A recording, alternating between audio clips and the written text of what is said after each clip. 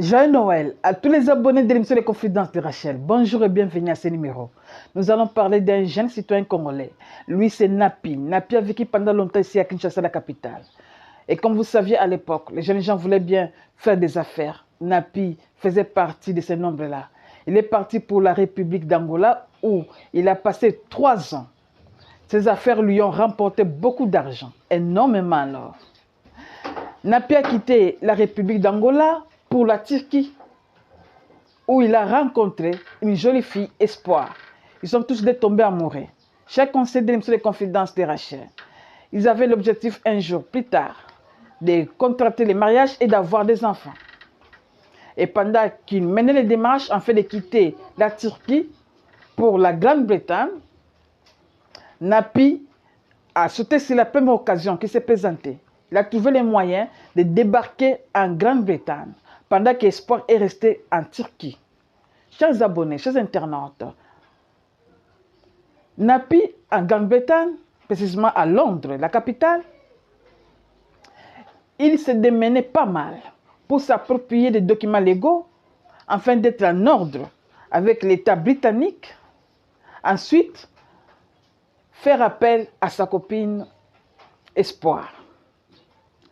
Cela ne lui empêchait pas d'envoyer des petits sous à Espoir qui était encore en Turquie. Quelques mois plus tard, Espoir devrait, n'est-ce pas, subir une intervention chirurgicale. Les médecins lui ont dit, voilà, une fois opéré, tu dois, n'est-ce pas, tomber enceinte 6 mois après ton opération. Espoir était d'accord. Mais elle a gardé silence. Elle n'a pas dit la vérité à Napi, pendant que la communication était toujours permanente entre les deux. J'ai conseillé de l'émission Les Confidences de Rachel. Pendant ce temps-là, Espoir est tombé amoureux d'un autre monsieur qu'elle a croisé. Et l'opération a eu lieu. 6 mois après, Espoir est tombée enceinte. Napi de son côté, comme il était toujours ignorant, mais il continuait toujours la communication avec Espoir, car il était informé de rien du tout. À ces 3 mois de grossesse, Espoir a quitté la Turquie pour passer son séjour à Londres. Elle arrive en Grande-Bretagne, à Londres précisément. Elle appelle Napi. Voilà, je suis ici à Londres. Napi était surpris, très ravi. Et qu'est-ce qui est arrivé? Tous les rendez-vous que Napi a fixés pour rencontrer sa copine Espoir étaient avortés. Espoir a tout fait pour éviter Napi. Elle s'est gênée, elle avait honte, elle a perdu tout le courage qu'elle avait, n'est-ce pas, pour relater l'histoire à Napi.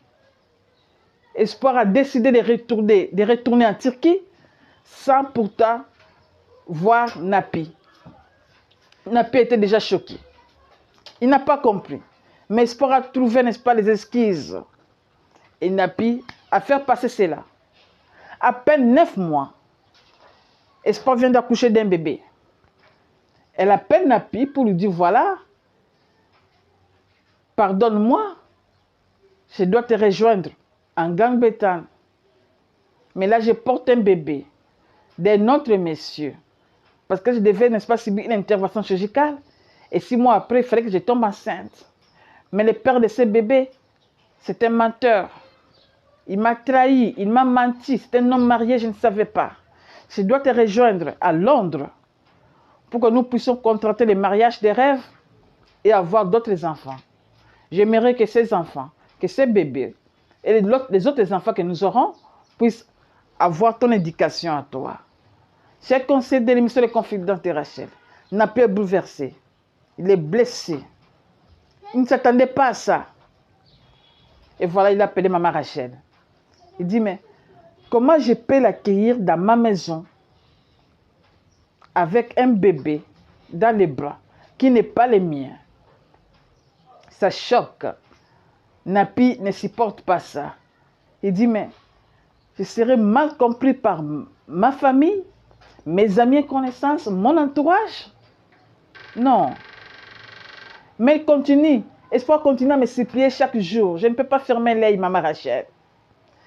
Chers conseils de l'émission Les Confidents de Rachel, je viens avec son dossier sur ces plateaux, afin qu'ensemble, si possible, nous puissions, n'est-ce pas, soutenir Napi par nos conseils, nos messages, nos contributions. Ça va l'aider aussi. Comme vous le saviez toujours, nous sommes sur la chaîne YouTube rachelfifi-ikupas@gmail.tv. Je vous retrouve dans une semaine pour prendre connaissance de vos messages. Entre-temps, portez-vous bien avec les mêmes plaisirs. Nous traversons l'année 2024 en 2025. Que Dieu soit au contrôle de toutes choses. Ciao.